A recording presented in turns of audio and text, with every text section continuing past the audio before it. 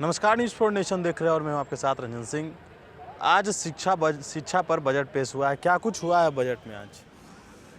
शिक्षा बजट पर विपक्ष ने कटौती प्रस्ताव रखा था, जिसमें सरकार जो है जीती है। विपक्ष के लोगों का सरकार की जो शिक्षा नीति है उस पर जो है एतराज़ था कि बिहार के अंदर जो सरकारी शिक्षण संस्थान है उनके अंदर क्वालिटी एजुकेशन का घोर अभाव है। स्थिति तो ये है कि एक ही प्राथमिक विद्यालय में मध्य विद्यालय भी है और हाई स्कूल भी है। ऐसे सैकड़ों की तादाद में स्कूल है और उन स्कूलों में शिक्षकों की तादाद 9 के बराबर है। 94,000 शिक्षकों के रिक्त पद है, बहाली नहीं हो रही है।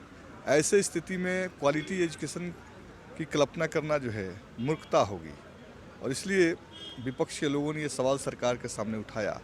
दूसरी तरफ हम वामपंथी दलों के लोगों ने सरकार से इस पर स्पष्टीकरण मांगा कि आप जो क्वालिटी एजुकेशन की दावा कर रहे हैं बिहार में शैक्षणिक व्यवस्था को दुरुस्त करने के, तो जब तक कॉमन स्कूल सिस्टम्स बिहार के अंदर नहीं होंगे तब तक स्कूल व्यवस्था को हम दुरुस्त नहीं कर सकते।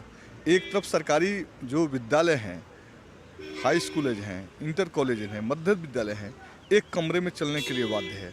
दूसरे तरफ जो सेंट माइकल, सेंट जोबियर्स और प्राइवेट स्कूल कुकुरमुत्तक की तरफ उग गए हैं, जहाँ पर जो भी थोड़ा सक्षम लोग हैं, बच्चों के शिक्षा के प्रति जागरूक हैं, वो सरकारी स्कूलों को छोड़कर जो है प्राइवेट स्कूलों में जा रहे हैं।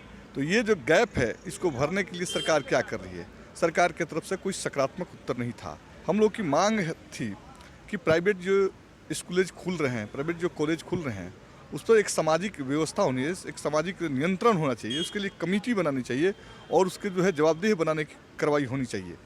तो सरकार ने इस पर भी कुछ नहीं बोला।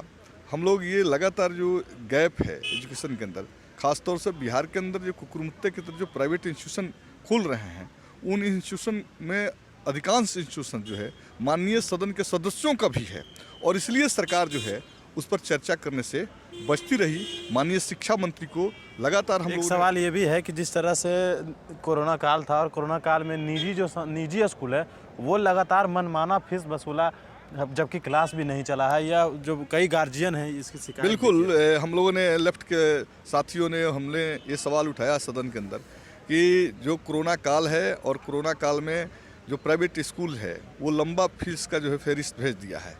तो ऐसी स्थिति में फीस को माफ़ करना चाहिए, लेकिन प्राइवेट इंस्टीट्यूशन को बचाव में सरकार खड़ी है। एक लाइन शिक्षा मंत्री ने इस पर कमेंट करने से परहेज किया।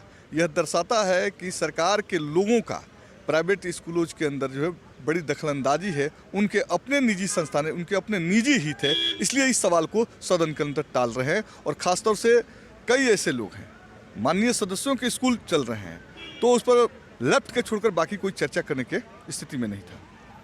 तो जो आपसे आपने सुना कि जिस तरह से कोरोना काल में तमाम जो निजी स्कूल है वो बंद थे, तो इस पर किसी प्रकार की विधानसभा में कोई सदन के दौरान कोई चर्चा करने को तैयार नहीं था। और भी अपडेट्स देंगे बड़े इन्फॉर्मेशन के साथ। नमस्कार।